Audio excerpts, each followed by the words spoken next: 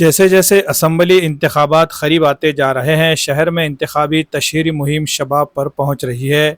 Nanded जुनूब assembly हलक़े की सड़कों पर आज वंचित बहुजन आघाड़ी के उम्मीदवार फारूक अहमद की क़यादत में एक अज़ीमुश्शान पदयात्रा निकाली गई। इस पदयात्रा में नौजवानों का जोश व खरोश देखने लायक था और हर गली कूचे में गूंजने वाला नारा फारूक भाई आगे बढ़ो हम तुम्हारे साथ है ने इलाके को तब्दीली की तवानाई से भर दिया है। सैकड़ों नौजवानों और शहरी इस यात्रा में जोश व खरोश के साथ शामिल हुए, जिससे इलाके में एक नया जज्बा पैदा हुआ। इस मौके पर फारूक अहमद ने नौजवानों को हौसला देते हुए कहा कि ये जोश 20 नवंबर तक बरकरार रखें और इस तब्दीली की लहर को एक अजीम फतह में तब्दील करें। उन्होंने वाज़ेह किया कि यह इंतखाब महज किसी उम्मीदवार के लिए नहीं बल्कि नांदेड़ जुनूब की तरक्की, बराबरी और आम लोगों के हकूक़ के लिए हैं। फारूक अहमद की अपील पर नौजवानों ने यकजहती का अहद किया और कहा कि अब वक्त आ गया है कि इंसाफ, मसावत और तरक्की की इस जद्दोजहद में सब मिलकर हिस्सा ले। महरूम तबके के हकूक़ को हासिल करने के लिए तमाम लोगों को एक साथ आकर तारीख रकम करने का आज़्म किया गया। इस पदयात्रा ने इलाके में जोश और जज्बे की नई लहर दौड़ा दी है और इंतखाबी मुहिम को नई रफ्तार बख्श दी है।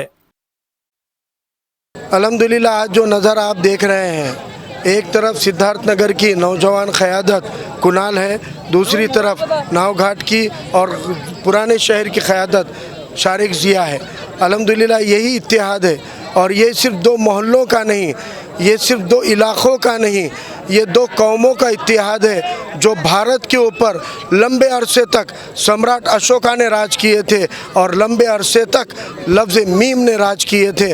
और ये जय भीम और जय मीम एक प्रतीक है उस क़यादतों को ज़िंदा करने के लिए जो इस इत्तेहाद से नई जन्म ले रही है। और हमें इस बात का फ़ख्र है कि जब जय भीम और जय मीम एक जगह आते हैं तो तमाम पिछड़े ओबीसी, तमाम मज़लूम ओबीसी, तमाम गरीब मराठा उनके लिए एक नया मौका बनाती है। और आज अल्हम्दुलिल्लाह नांदेड़ दक्षिण की फ़िज़ा आप देख रहे हैं, तमाम मज़लूम तबक़ात यानी ये इत्तेहादुल मज़लूमीन है, तमाम मज़लूमीन का एक इत्तेहाद यहाँ पे देखने को मिल रहा है। और इस इत्तेहाद के जितने सरमायादार और प्रस्तापित यहाँ तक अब तक सियासतदान रह चुके हैं, उनके नींव को उखाड़ कर एक नए इत्तेहाद और नए इनकलाब का आगाज़ होगा।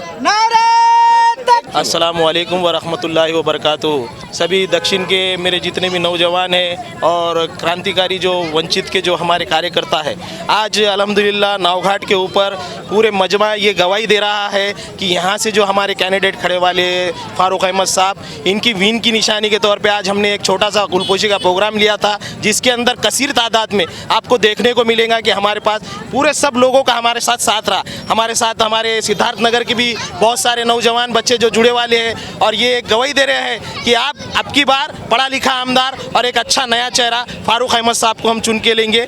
और आप सबसे हमारी यही दरख्वास्त है कि फारूक अहमद साहब को आप भी चुन के लाने की कोशिश कीजिए। जय भीम जय मीम।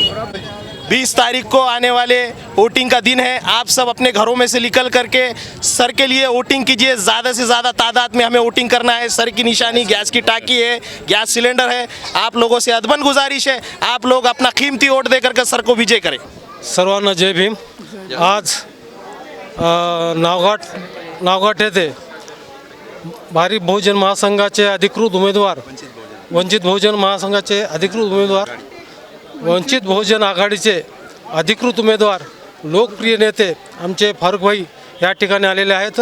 त्यांचं आमचं नावघाटच्या वतीनं त्यांना संपूर्ण असं 100% सहकार्य आहे आणि त्यांना निवडून आणण्यासाठी मी जीवाचं आम्ही हे करूया, प्राण करूया। आणि सर्वांना विनंती आहे की फारूक भाई यांना चांगल्या मताने निवडून द्यावं अशी आपल्या सर्वांना मी जाहीर विनंती करतो। आणि फारूकसारखा असा उमेदवार या अख्ख्या तुम्ही जर विचार केला तर तेवढा विद्वान एकही असा उमेदवार नाही आहे। म्हणून अशाच उमेदवारांना आपण सर्वांनी मतदान करूया आणि त्यांना आपण 100% त्यांच्या पाठीशी राहूया अशी सर्वांनी मी विनंती करतो।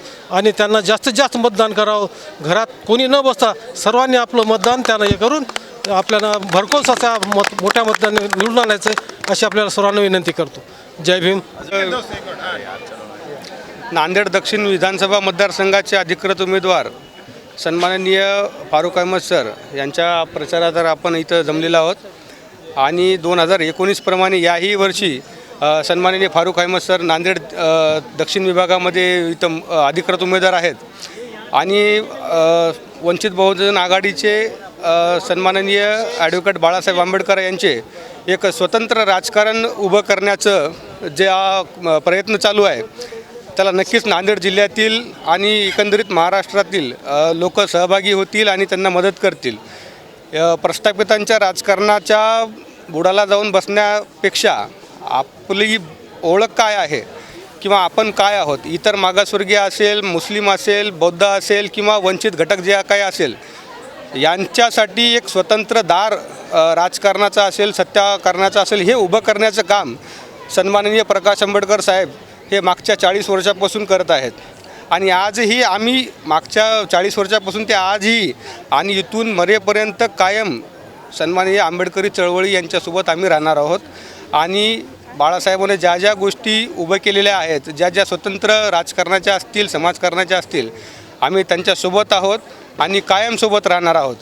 आणि सन्माननीय प्रकाश आंबेडकर आणि त्यांनी दिलेला जो नांदेड दक्षिणमधला उमेदवार आहे फारुख अहमद साहेब यांना निवडून आणण्याचं काम नांदेड दक्षिणतली मुस्लिम वर्ग असेल, दलित असतील, वंचित घटक असतील, इतर मागासवर्गीय असतील हे एकदम पूर्ण ताकदीनं आणि पूर्ण काळजीनिशी हे निवडून आणण्याचं काम फारुख अहमद साहेबांना करतील. अस्सलाम वालेकुम, जय भीम जय मीम.